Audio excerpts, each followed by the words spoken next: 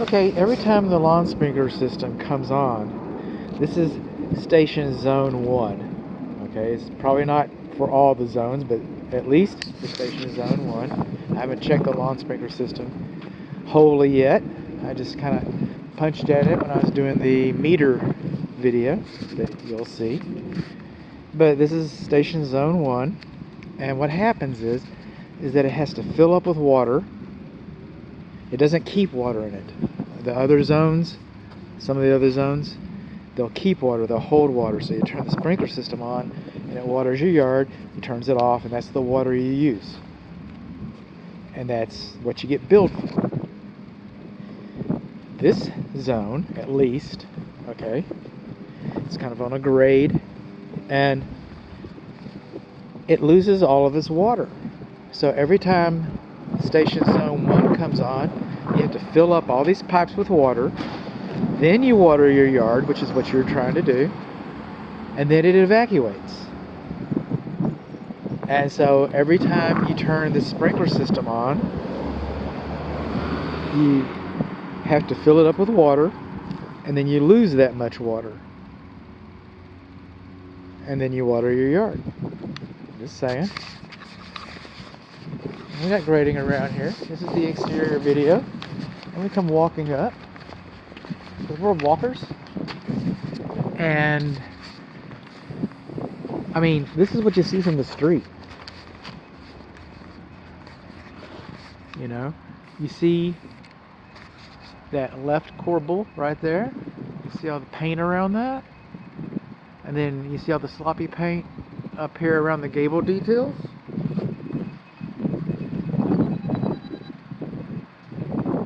Okay. It looks kind of tacky. And then on our roofing video, what we got over here is, see the roof shingles come down, and underneath the roof shingles is a rake edge flashing right there. And the flashing doesn't go all the way to the roof. It just stops. Okay. And the rain gutter butt ends. There's supposed to be a 1 inch gap between the rain gutter butt end and the siding. Now, I get it, these are ornamental. But a tree shouldn't be closer to a structure than 25 feet. And I get it, you don't have 25 feet here. And I also get that I'm seeing trees in every single yard, so it's probably a homeowners association thing, and you're probably not going to be able to do anything about it. I understand all those things. But I'm just letting you know that while this is a nice little kitten today, another kitten, they're going to grow up to be big old nasty tomcats. And sooner or later, I mean, you're going to be cutting them off, and the roots have a tendency to, essentially the root system is as wide as the canopy. So, and then just because you cut a limb off doesn't mean that the root system got cut off, but where the canopy would be. And that's it's almost like a mirror image of the tree in the ground, and that's a good way to think about it when you see where the roots go and how they might affect your home. Over here, the builder pointed this out to me, but we've got right there, we got a little slot cut in the brick. He doesn't know what was going on. He has no idea. Where do termites live? In the ground. What do they eat? Dead wood. What's wood mulch? Dead wood on the ground next to your house. It's called a clue. It's called a clue. I get it, we're landscaping. I get it. We want that. That looks good to us. It's attractive. And it's attractive to termites. And it's attractive to termites too. You can keep it and just understand that, or, you could put lava rock in there, or grass in there, or you could do any kind of thing, lots of different things, landscaping options. But I'm just letting you know that termites eat dead wood. Wood mulch is dead wood, and it's on the ground. And you can come to your own conclusions. Now this window, this is the downstairs office guest bedroom, and it's broken. It's pretty obvious. You can see it better from the other side. But see how this is all coming down? You can scrape it off out here, I get that. But it's coming out from the window frame. And it's only a matter of time. None of the others are doing it. Why isn't this one doing it if that's okay? It's not okay. That's not okay. Something's wrong with the top sash. Something's wrong with the top sash right there. Now we're moving on along. This is kind of interior, exterior. So this wall comes out more than the others. And it looks to me like they tried to fill it in here a little bit so it doesn't look so cavernous. But I was, getting up beneath there and, feeling it and using my camera as a mirror. And I'm going to use the same rule that we use for brick. And if the mud sill, sill plate, call it what you will, but it's allowed to extend 1/3 of its width out into the, and it does. And then we have a nice wide baseboard, and we've got thicker drywall on here to make it, fire resistant. And so between the thicker drywall, which you're supposed to have, the thick baseboard, and then the mud sill, sill plate comes out not quite 1/3 of its height. And so it kind of looks peculiar, and it definitely could look better. So I'm not defending it in that regard, but I'm also telling you that it's not technically a code violation per se. Now our casement, our garage car entry casement, okay, they've cut it back away from the cement like they're supposed to. All right, that's a good thing. You don't want this casement butting next to the cement because it can absorb water. It can bring water up in and rot. It's called capillary action. But just like this was sealed, okay, this bottom edge should have also been sealed. I don't know if you can get in there. Okay, so they just missed a little paint details.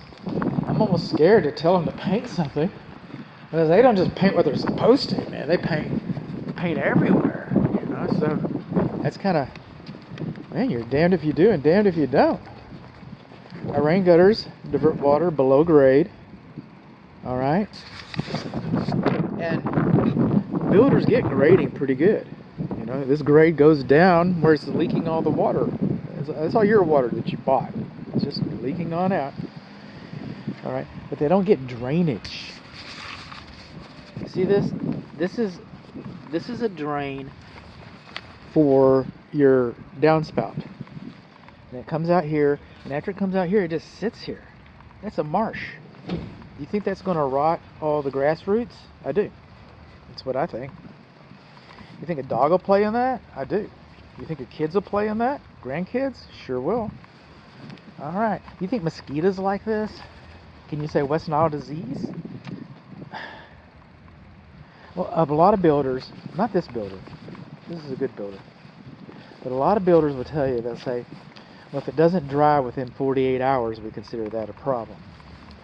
That's not drainage. Okay, that's swampage, that's evaporation, that's not drainage. If it doesn't, no, it's supposed to drain, period. The lawn sprinkler system doesn't have any problem draining. The yard should drain too. The yard should drain too. Well, oh, looky here, we got a whiskey stick. Spirit level.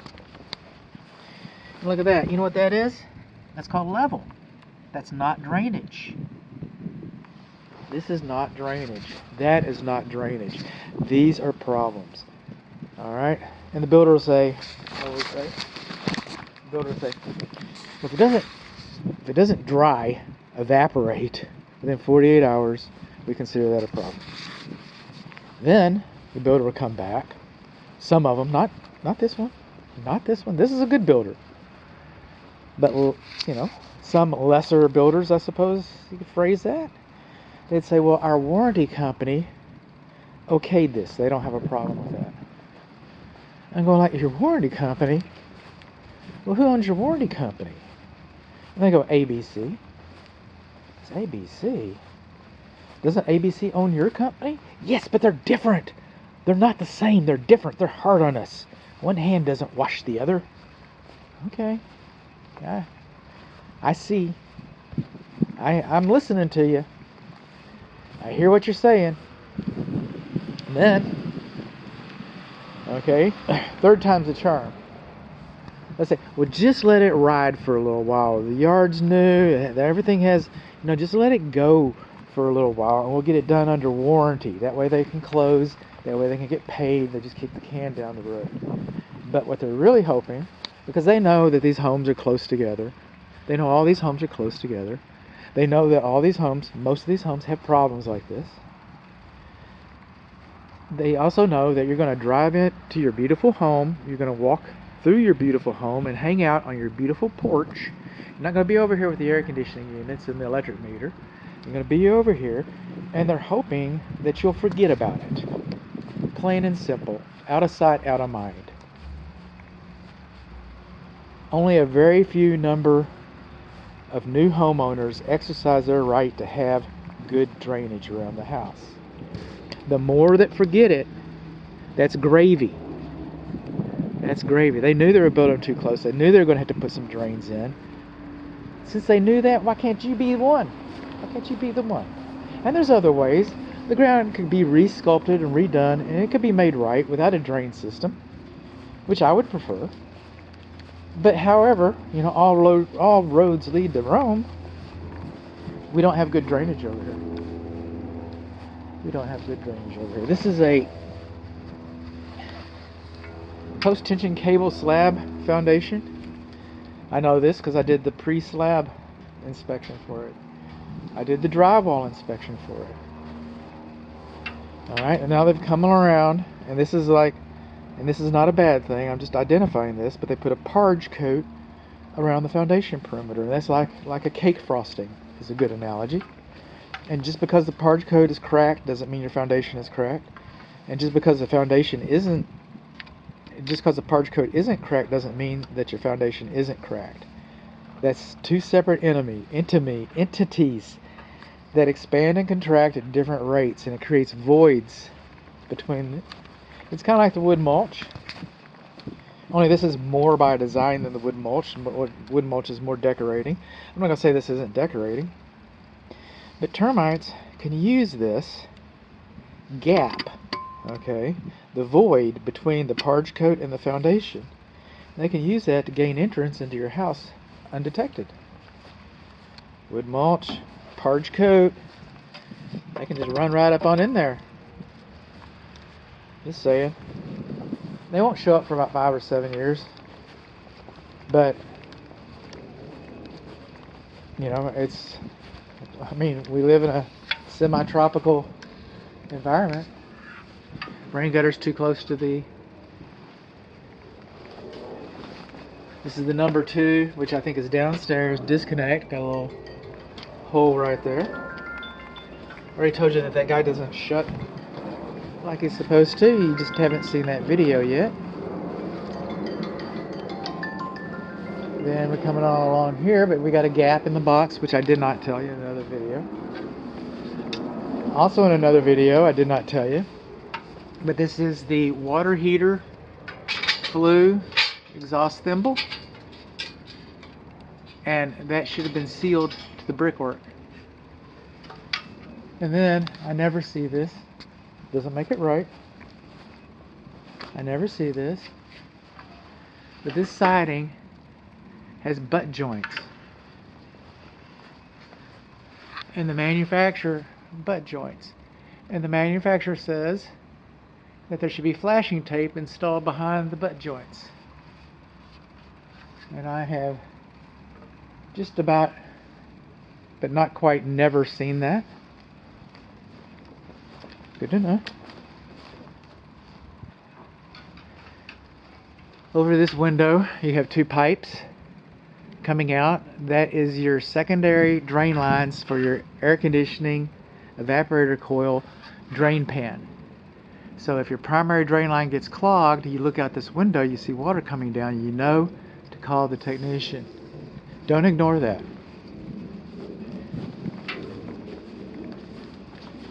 Then this is the fresh air induction for your air conditioning system. And I'm calling my attention to that because it has a screen on it. And I know that my client is from a different geographic area. And in some parts of the country, they frown on screens on our fresh air induction vents. But in this part of the country, they're required. Okay? For birds and stuff. We got some stair-step cracks beneath this window. This is the primary bedroom. North, I called it it's just the west wall window, but we also got some stair-step cracks up here above it too. Some stair-step cracks right in there. Moving on along. Everything looks, you know, we like boring. And then we come over here, and we've got some stair-step cracks between the brick and mortar right here beneath the patio middle window. The patio electric receptacle outlet. The cover, they got some kind of sealant. What is that about? I have no idea.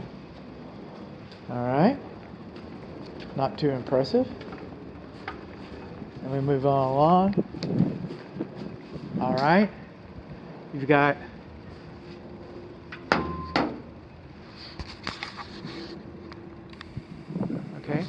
we got roof covering, we got flashing, we got fascia board. And the flashing is not lapped a minimum of 2 inches. Alright? There. It's not lapped a minimum of 2 inches. And then the fascia board doesn't come up, so we have an irregular corner, and the fascia can't be bent, the flashing can't be bent like this flashing is. That corner's not real regular. But you see how the flashing bends around there? Then come over here, we got less than 2 inches. Right at the joint. Talk about inopportune. And so you think that's gonna leak? I do.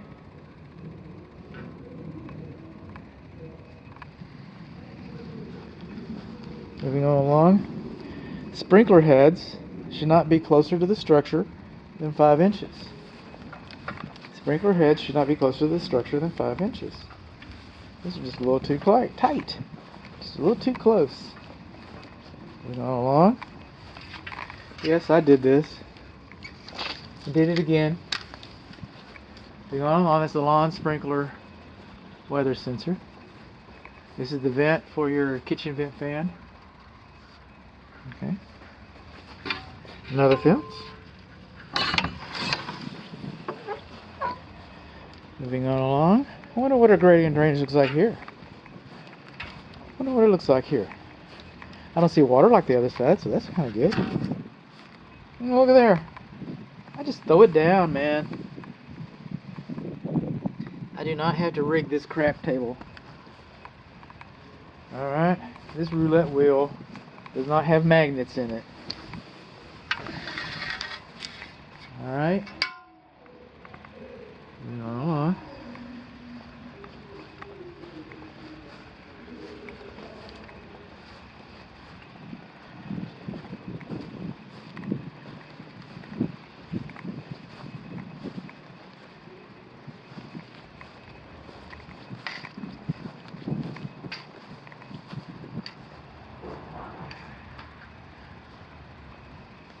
We're still looking.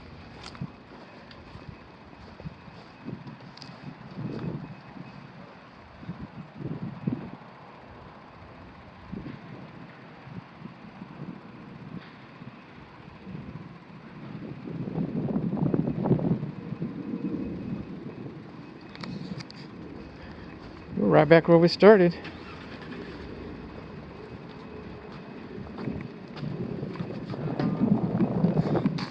Right back with all that pretty paint right there.